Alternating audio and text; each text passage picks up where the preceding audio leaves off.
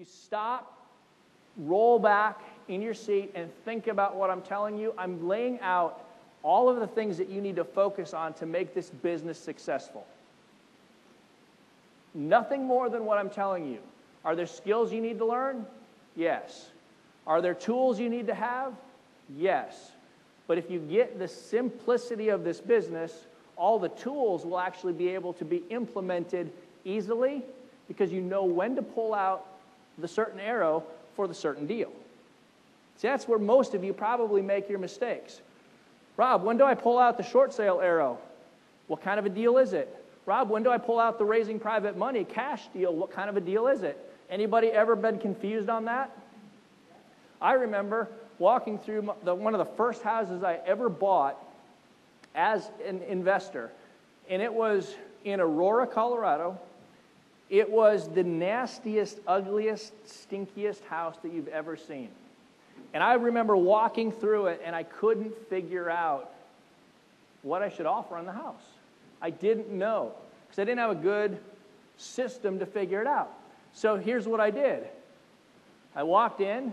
I pretended I knew what I was doing. I walked out. I got back into my vehicle. I drove away, and I said, I don't have a clue. I took notes, and I said, we got to paint it. We got to fix all the drywall. We got to do, and I had all this information, but I didn't know where to start to figure out my offer. And I was confused, and I was frustrated, and I was like, I have no clue what to do with this thing.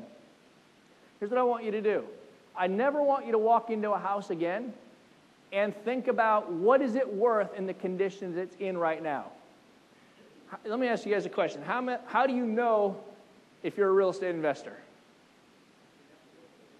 You know you're a real estate investor if you walk into a house and the smell of cat urine in the floorboards of the house gets you excited.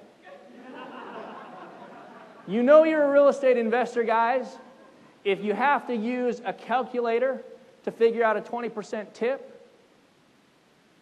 but you can do a 6% commission in your head.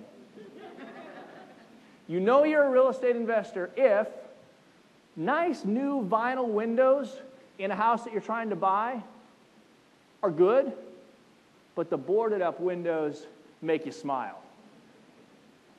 Get it, guys. It's the opposite of what you think is good is actually good. The nastier, the stinkier, the uglier it is, the better. The more beat up the house, the more beat up the financing, the better opportunity for you to profit. You've got to look at it and you've got to say, here's what I do when I talk to a real estate agent.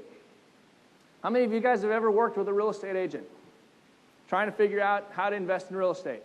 And you ask them to give you an idea of where should I invest, help me find a deal, this and that.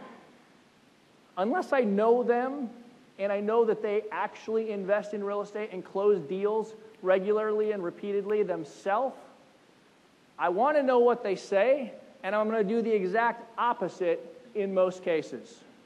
In fact, I'll ask them this question. This is a great question to ask. If you're trying to figure out, talking to a real estate agent, what's an area that you would want to invest in, ask them this question. Sir, ma'am, if there was an area of town that you would suggest that I not invest in, if there's an area that you would say that I not go to and try to do real estate deals, what area would that be?